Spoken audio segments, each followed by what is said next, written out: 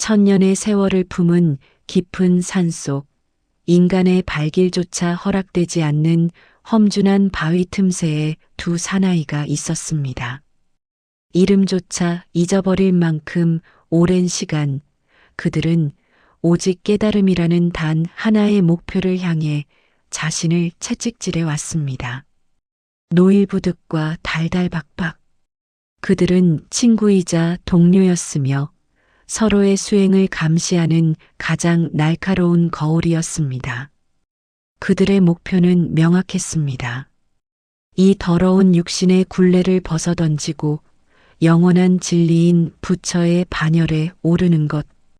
그것을 위해 그들은 부모의 눈물도 고향의 따스함도 인간으로서 느낄 수 있는 모든 온기를 외면한 채 스스로를 차가운 동굴 속에 가두었습니다. 어느 비바람 몰아치는 밤이었습니다. 하늘이 무너질 듯 번개가 치고 산맥이 진동하는 비바람 속에서 누군가 그들의 문을 두드렸습니다. 그것은 가냘픈 여인의 손길이었습니다. 빗물에 젖어 살점이 비칠 만큼 처량한 모습의 여인은 곧 숨이 넘어갈 듯한 목소리로 말했습니다. 대사님, 길을 잃고 비바람에 젖어 몸을 의지할 곳이 없습니다. 부디 하룻밤만 쉬어갈 수 있게 해주셔요. 하지만 달달박박에게 그 여인은 구원받아야 할 생명이 아니었습니다. 자신의 결백한 수행을 더럽히러 온 마물, 혹은 자신을 지옥으로 끌고 내려갈 유혹에 덫이었습니다. 달달박박은 차갑게 소리쳤습니다. 멈추어라. 내 수행의 도량에 어찌 감히 여인의 몸으로 발을 들이느냐. 내가 정령 귀신이 아니라면 당장 이 험한 산을 내려가거라. 내 목숨이 경각에 달린 것은 내 업보일 뿐 내 도심을 무너뜨리는 핑계가 될 수는 없다. 물러가라. 내 발자국 하나에 내 10년 공부가 모래성처럼 무너진다. 그는 문을 쾅 닫고 빗장을 걸었습니다. 그리고는 자신의 귀를 막으며 차가운 경전을 외우기 시작했습니다. 그가 지키려 했던 것은 거룩한 부처의 뜻이 아니라 오직 자기 자신만이 구원받겠다는 오만한 선민의식이었습니다. 반면 옆방의 노일부득은 달랐습니다. 그 역시 두려웠습니다. 10수년을 지켜온 계율이 무너질까봐 여인을 받아들였다는 소문이 세상에 퍼져 조롱당할까봐 떨었습니다. 하지만 그보다 더 큰 공포는 눈앞에서 죽어가는 생명을 외면했을 때 찾아올 자기 자신에 대한 혐오였습니다. 여인은 문 밖에서 다시금 애원했습니다. 대사님, 도라는 것이 사람을 살리는 길이라 들었습니다. 이 빗속에 저를 내치시는 것이 정령 부처의 뜻입니까? 노일부득은 떨리는 손으로 문을 열며 말했습니다. 들어오시게나. 비바람에 젖은 몸으로 어찌 산길을 더 가겠는가. 내 수행이 무너진들 눈앞에 생명이 꺼져가는 것을 어찌 보고만 있겠소. 어서 안으로 들어와 불을 쬐시게나.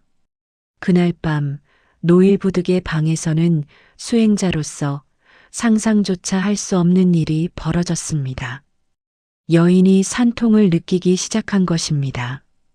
짐승의 울부짖음보다 처절한 여인의 비명이 폭풍 후 소리를 뚫고 울려 퍼졌습니다. 대사님, 배가 찢어질 것 같습니다. 제발 저를 좀 도와주셔요. 달달박박은 벽 너머에서 그 소리를 들으며 몸서리쳤습니다. 저 어리석은 자가 결국 파괴의 길을 걷는구나. 짐승처럼 울부짖는 여인을 품고 피칠갑이 된 손으로 어찌 부처를 논하겠는가. 참으로 가련하고 추하도다. 달달박박은 자신의 청정함을 자랑스러워하며 더욱 세게 눈을 감았습니다. 하지만 노일부득은 그 순간 지옥의 가장 깊은 곳을 걷고 있었습니다. 그는 수행자로서의 자존심을 모두 버렸습니다. 솥에 물을 끓이고 피 묻은 수건을 갈아주며 여인의 고통을 온몸으로 받아냈습니다. 그는 하늘을 우러러보며 신음하듯 기도했습니다. 부처시여, 오늘 제가 짓는 죄가 지옥의 불길에 떨어질 일이라면 기꺼이 그리하겠습니다. 사람을 살리는 죄라면 저는 100번 1000번이고 파괴하겠습니다. 저 여인을 살릴 수만 있다면 제가 쌓아온 모든 공덕을 무로 돌리고 영원한 어둠 속에서 고통받아도 좋습니다. 그것은 파괴가 아니라 부처가 말한 진정한 자비의 현현이었습니다. 새벽이 밝아오고 폭풍우가 잦아들 무렵 기적이 일어났습니다. 고통에 몸부림치던 여인이 눈부신 금빛 서광을 내뿜으며 일어선 것입니다. 그녀는 인간이 아니었습니다. 지상의 고통을 어루만지기 위해 내려온 관세음보살의 현신이었습니다. 보살은 노일부득을 향해 미소 지으며 말했습니다. 대사여, 당신의 자비가 하늘을 감동시켰습니다.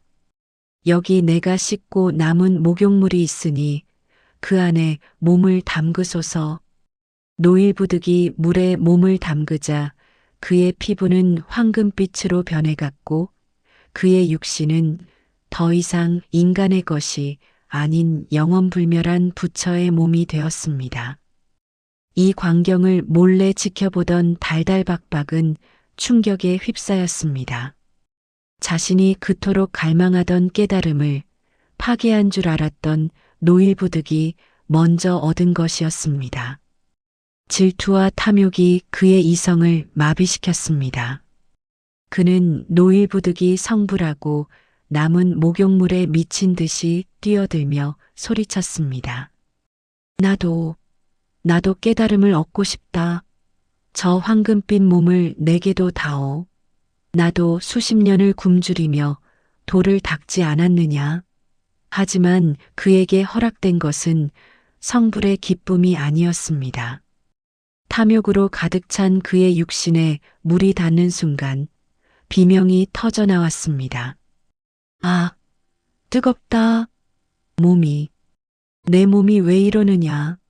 노일부득, 살려다오. 내 살이 비늘로 변하고 있다. 뼈가 뒤틀리는 기괴한 소리와 함께 깨달음을 자처하던 수행자의 위엄은 사라졌습니다. 피부는 기괴한 초록빛으로 물들기 시작했고 팔다리가 하나로 붙으며 꼬리가 생겨났습니다. 달달박박 천년의 수행을 자랑하던 그 사나이는 순식간에 추악하고 거대한 뱀으로 변해 땅바닥을 굴렀습니다. 그것은 자비 없는 수행, 마음 없는 계율이 낳은 처참한 괴물이었습니다.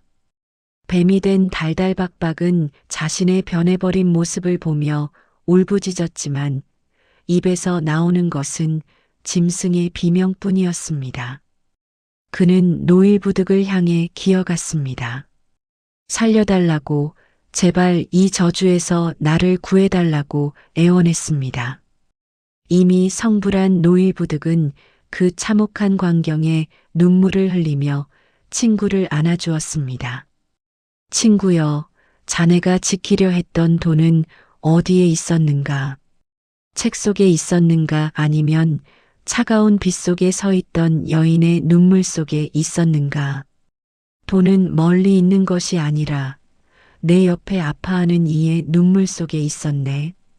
노일부득은 자신의 몸에서 뿜어져 나오는 황금빛 기운으로 친구를 감싸 안았습니다. 그러자 뱀의 허물이 벗겨지기 시작했고 달달박박은 다시 인간의 형상을 되찾았습니다. 하지만 그는 예전의 오만한 수행자가 아니었습니다. 그는 노일부득의 발치에 엎드려 통곡하며 말했습니다. 내가 보았던 모든 것이 가짜였습니다. 내가 지켰던 모든 것이 나의 욕심이었습니다. 대사여, 진정 나를 용서하소서. 그는 비로소 진정한 눈물을 흘렸고 그 눈물이야말로 그를 구원하는 마지막 열쇠가 되었습니다. 이 이야기는 오늘날 우리에게 묻고 있습니다. 당신은 뱀의 비늘을 가진 수행자입니까? 아니면 피 묻은 손으로 생명을 안아주는 부처입니까? 진정한 돈은 멀리 있지 않습니다. 지금 당신 옆에서 떨고 있는 누군가에게 건네는 따뜻한 말 한마디, 그 작은 자비야말로 당신을 황금빛 부처로 만드는 유일한 길입니다.